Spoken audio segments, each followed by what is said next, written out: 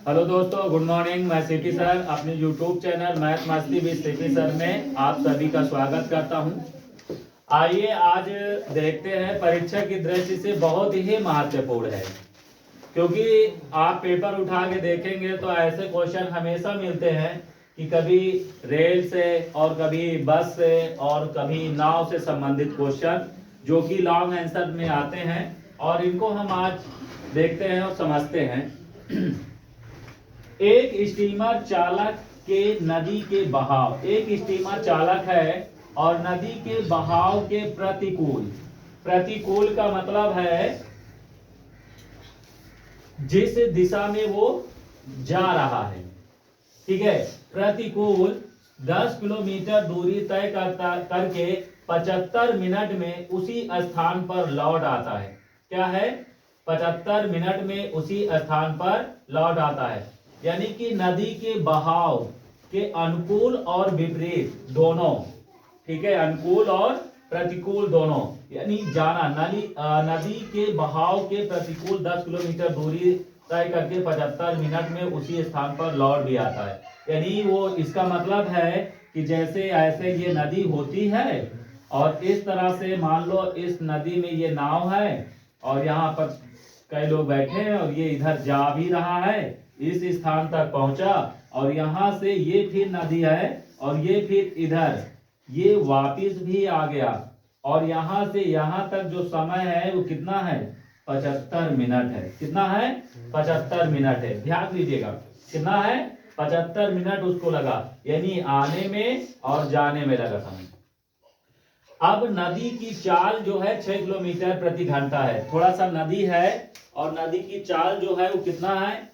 थोड़ा सा ध्यान दीजिए, 6 किलोमीटर प्रति घंटा है, यानी नदी थोड़ा ढाल की तरफ रहती है ना।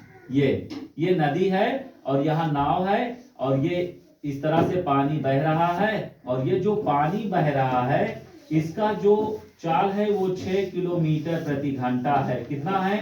6 किलोमीटर प्रति घंटा है। और जो ये स्टीमर है इसकी चाल हमको नहीं मालूम है, इसकी चाल हम मान लेते हैं 1 किलोमीटर प्रति घंटा। कितना मान लेते हैं? 1 किलोमीटर प्रति घंटा। अब देखिए, जब नाव इस दिशा में, बहाव के दिशा में, नाव जो है बहाव के दिशा में आएगा तो ध्यान दीजिए, लोग जल्दी तैर जाते हैं।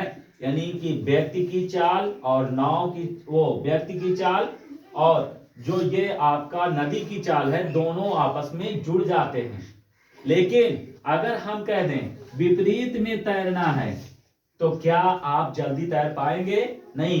नदी की चाल हमेशा आपको पीछे की ओर धकेलना चाहेगी और आप आगे बढ़ना चाहेंगे। तो इसका मतलब है कि चाल को घटा देंगे। क्या करेंगे?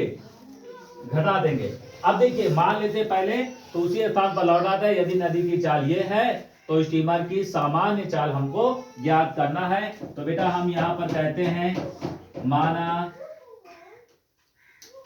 स्टीमर की चाल, स्टीमर की जो चाल है वो कितना है बेटा?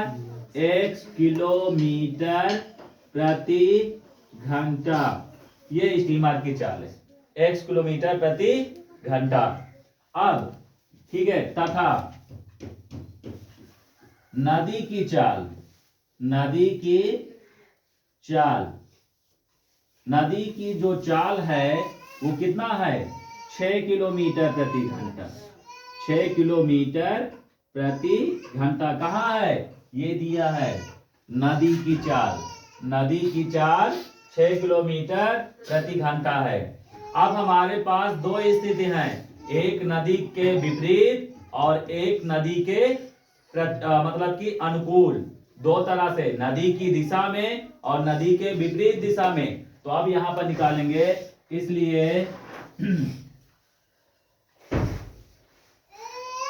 बहाव के अनुकूल, बहाव के अनुकूल स्टीमर की चाल, स्टीमर की चाल। बहाव के अनुकूल का मतलब बहाव की दिशा में, बहाव की दिशा में यदि हम जाएंगे तो स्टीमर और प्लस नदी की चाल दोनों जुड़ जाएगा, तो ये चाल आ गया। क्या बात समझ में आई? और नदी की चाल और स्टीमर की चाल दोनों जुड़ेगा। फिर बहाव के विपरीत, बहाव के प्रतिकूल, ठीक है, स्टीमर की चाल। ध्यान देना, बहाव के प्रतिकूल यानी विपरीत, ठीक है, नदी स्टीमर की जो चाल होगी वो x माइनस 6 किलोमीटर प्रति घंटा होगी। क्या बात समझ में आई? दो चाल भाई, जब हम विपरीत जाएंगे तो हमारी चाल से नाव जो नदी की चाल है वो क्या होगी? घटेगी। क्या होगी? घटेगी। ठीक है, अब ये आ गया। अब हमको जाना कैसे है?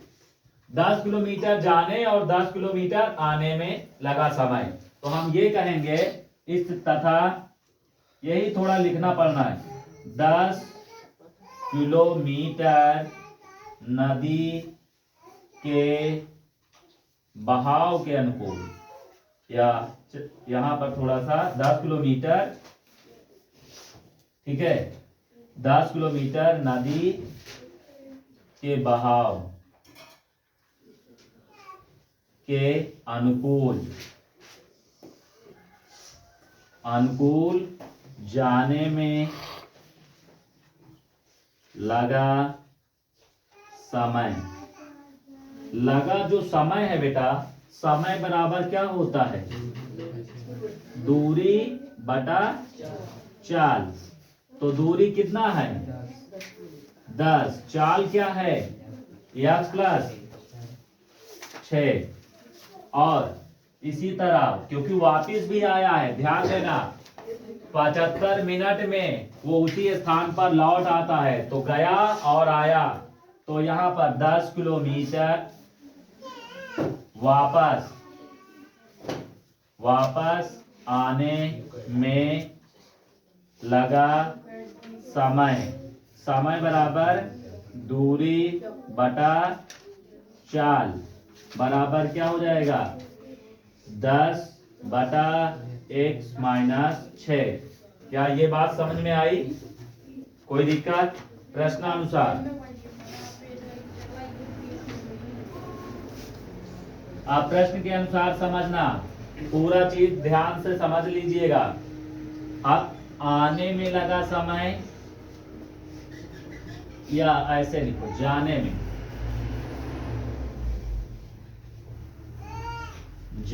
में लगा समय प्लस आने में लगा समय, ठीक है, जाने में लगा समय प्लस आने में लगा समय, यानी कि टोटल कुल समय प्रतिकूल 10 किलोमीटर दूरी तय करके 75 मिनट में उसी स्थान पर लौट आता है। यहाँ से ये व्यक्ति गया है यहाँ तक, और यहाँ से फिर यहाँ वापिस आ गया। अब आना जाना में कितना लगा? 75 मिनट लगा। कितना लगा? 75 मिनट। तो 75 मिनट और 75 बटे 60, इसको 60 से भाग कर देंगे तो किसमें चेंज होगा? घंटा में। किसमें चेंज हो गया? घंटा में। ठीक है, ये बात समझ में आई? अब इसके बाद यहां समझते हैं। हाँ बताइए, इतने में किसी को कहीं दिक्कत है? प्यार से समझिएगा, फिर से समझ लीजिए। ये मैंने कहा एक नदी है, नदी इस दिशा में बह रही है, ठीक है। जब इस दिशा में आप लोगों ने अनुभव किया होगा कि जब कोई नदी में हम तैरते हैं, या आज जाके एक नाली में जहां पानी चलता हो तैरने की कोशिश करिएगा, वहां पर देखिएगा कि जैसे पानी इधर बह रहा है, समझना, इधर से इधर ढाल में, और हम उसकी दिशा में तैर रहे हैं तो जल्दी चले जाते हैं, बहुत दूर तक तय कर लेते हैं। और पहली बात, जैसे कोशिश करें, अगर नदी उदी में, गंगा जी में तैर कर देखिएगा, आपको तैरना ही नहीं पड़ेगा, वो बहुत दूर तक चले जाएंगे।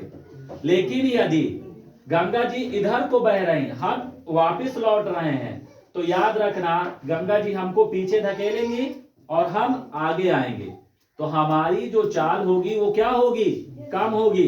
तो हमारे पास दो स्थिति, एक अनुकूल और एक प्रतिकूल। तो यहाँ पर बेटा स्टीमर की चाल x किलोमीटर प्रति घंटा हमने माना और नदी की चाल ये है। अब यहाँ पर से समझना है कि दो स्थिति बनती है, एक बहाव के अनुकूल है, अनुकूल का मतलब बहाव की दिशा में, यहां पर लिख लेना अनुकूल का मतलब बहाव की दिशा, बहाव की दिशा में, ठीक है। और प्रतिकूल का मतलब विपरीत, प्रतिकूल का मतलब विपरीत, विपरीत। दो चाल हुई, एक अनुकूल यानी कि उसी दिशा में तो भाई जुड़ जाएगा, और विपरीत हुआ तो घट जाएगा। क्या होगा, घट जाएगा। लेकिन किससे घटेगा, या आदमी होगा या स्टीमर होगा। और किसकी चाल घटेगी, नदी की चाल। किसकी चाल, नदी की चाल। अब इसके बाद ये तो हमने मान लिया। अब हमारे पास कोई दूरी दिया होगा, उसको जाने में समय निकालना है।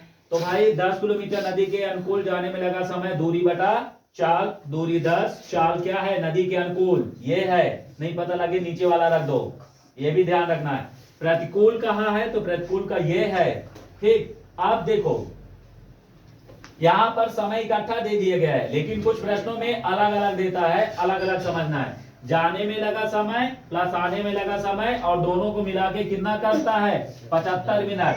और मिनट को हमेशा इसको देखो किलोमीटर घंटा में है, तो ये आपका मिनट में है, और मिनट को हमको, ठीक है, घंटा में चेंज करना है। क्या करना है, घंटा में चेंज करना है। अब हमने कहा 60 से भाग कर दो बेटा, तो घंटा में हो गया। अब यहाँ पर थोड़ा सा इधर देखिए, इधर जाने में कितना समय लगा है, जाने का समय ये है ना, क्योंकि अनुकूल उसी दिशा में बह रहा है।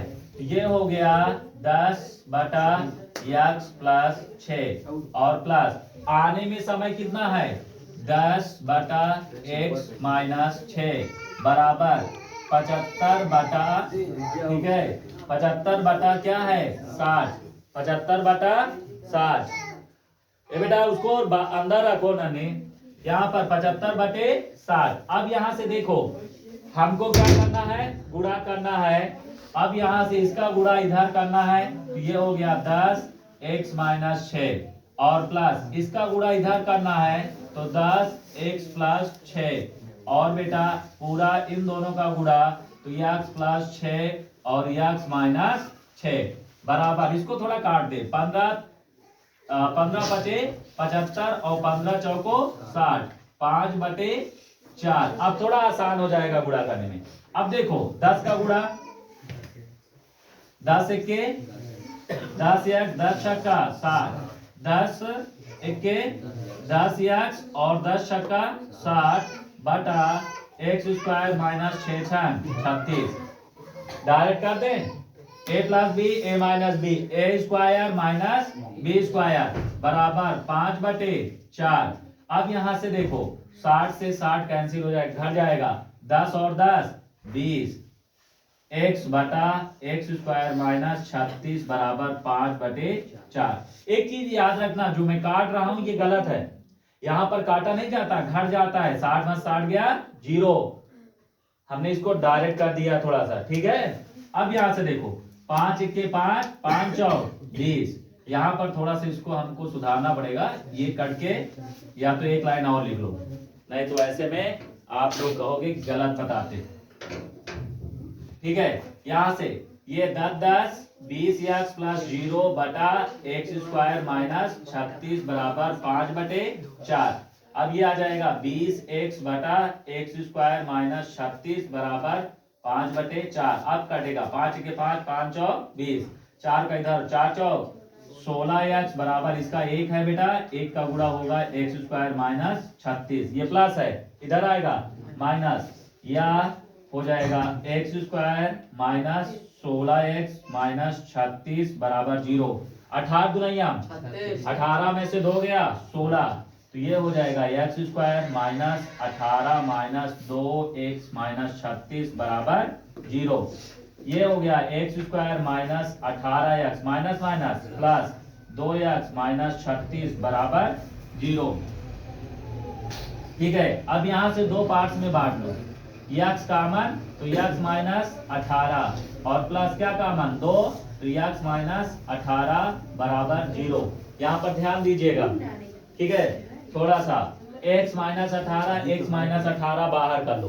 क्या करोगे, x माइनस 18 x माइनस 18 बाहर करोगे तो x माइनस 18 और ये आ जाएगा x प्लस 2 बराबर 0।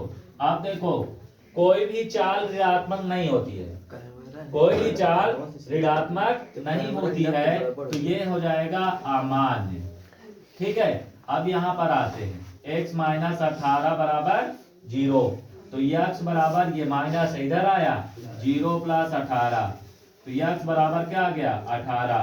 तो अतः हम कहेंगे बेटा, अतः किसकी चाल, स्टीमर की चाल, स्टीमर की चाल बराबर 18 किलोमीटर प्रति घंटा। क्या समझ में आया? कोई दिक्कत है आप लोगों को? नहीं? चलिए ठीक है, यदि क्वेश्चन समझ में आया हो तो वीडियो को लाइक एंड सब्सक्राइब जरूर करें। Thank you.